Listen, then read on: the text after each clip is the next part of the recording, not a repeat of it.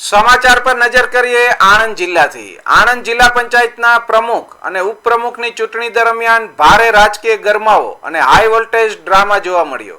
સમગ્ર પ્રક્રિયા દરમિયાન જિલ્લા પંચાયત કચેરી પોલીસ છાવણીમાં ફેરવાઈ ગઈ।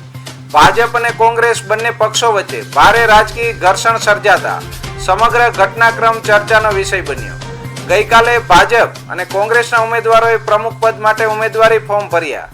ત્યારબાદ બપોરે ફોર્મની ચકાસણી હાથ ધરવામાં આવી, જેમાં કોંગ્રેસના ગૌરીબેનનું ફોર્મ માન્ય રાખવામાં આવ્યું, જ્યારે ભાજપના ઉમેદવાર મયુરીબેનનું ફોર્મ રદ કરવામાં આવ્યું।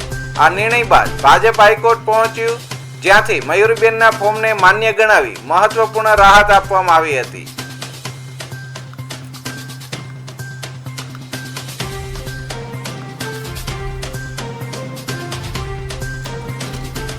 હું કોઈ ડોક્યુમેન્ટ્સ મારા જૂઠા પ્રેઝન્ટ કર્યા નહોતા। બધા ડોક્યુમેન્ટ્સ મારા ઓરિજિનલ સાચા ડોક્યુમેન્ટ્સ પ્રેઝન્ટ કર્યા હતા। એ રીતે હું આદિવાસીની છોકરી છું, એટલે એમાં કશું એ નહીં। Okay, thank you so much બધાને। બધાનો ખૂબ ખૂબ આભાર।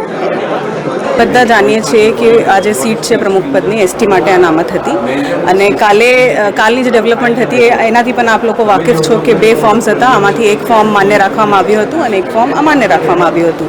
પછી આજે સવારે મારા ઉપર બજાવણી થઈ છે કે મારા જે કાલનું હુકમ છે એના ઉપર સ્ટે છે અને કોર્ટને એ હુકમ કર્યું છે કે જે બીજા ઉમેદવાર છે જેની નોમિનેશન પેપર્સ અમાન્ય રાખવામાં આવ્યું હતું એ માન્ય રાખવામાં આવે અને ચૂંટણી પ્રક્રિયામાં એને ભાગ લેવા।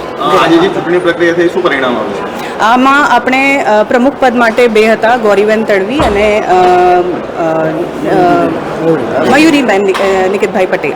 મયુરીબેન નિકિતભાઈ પટેલ 31 વોટો સાથે વિજય જાહેર થયા છે પ્રમુખ પદ માટે અને આપણે ઉપપ્રમુખ પદ માટે એક જ આપના હતા બિનહરીફ ડિક્લેર થયા છે જીલુભાઈ। આજ રોજ આણંદ જિલ્લા પંચાયતની પ્રમુખ અને ઉપપ્રમુખની ચૂંટણીની અંદર અમારા ભારતીય જનતા પાર્ટીના ઉમેદવાર મયુરીબેન નિકિતભાઈ પટેલ અને ઉપપ્રમુખ તરીકે જીલુભા પરબતસિંહ સિંધા બંનેનો ભવ્ય વિજય થયો છે।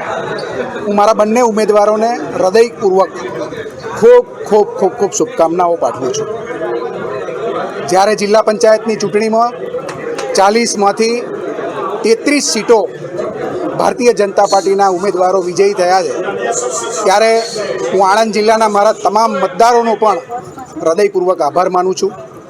અમારા આદરણીય પ્રધાનમંત્રી શ્રી નરેન્દ્રભાઈ મોદી સાહેબ, આદરણીય અમિતભાઈ શાહ સાહેબનું માર્ગદર્શન, એમના કામો, નીતિન નબીનજીનું, આપણા રાષ્ટ્રીય અધ્યક્ષશ્રીનું માર્ગદર્શન, ગુજરાતની અંદર પણ અમારા પ્રદેશ અધ્યક્ષ શ્રી જગદીશભાઈ વિશ્વકર્મા સાહેબ, અમારા પ્રદેશના મહામંત્રી રત્નાકરજી, અમારા ઝોનના મહામંત્રી હિતેન્દ્રસિંહ ચૌહાણ, મુખ્યમંત્રી શ્રી ભૂપેન્દ્રભાઈ પટેલ, નાયબ મુખ્યમંત્રી શ્રી હર્ષભાઈ સંઘવી, આખી સરકાર અને અમારા આણંદ જિલ્લામાં અમને સતત માર્ગદર્શન આપતા અમારા પ્રભારી બેન શ્રી વર્ષાબેન, અમારા બંને મંત્રીશ્રીઓ, કેબિનેટ મંત્રી શ્રી રમણભાઈ, મંત્રી શ્રી કમલેશભાઈ, અમારા સાંસદ શ્રી મિતેશભાઈ, અમારા ધારાસભ્ય શ્રી યોગેશભાઈ, ચિરાગભાઈ, વિપુલભાઈ, હર્ષદભાઈ અને અમારી સૌ સંગઠનની ટીમ અને ભારતીય જનતા પાર્ટીના સૌ ચૂંટાયેલા જનપ્રતિનિધિઓ, આ બધાનો પણ જે આનંદ અને ઉત્સાહ આ ભારતીય જનતા પાર્ટીના વિજયમાં છે, બધાનો પણ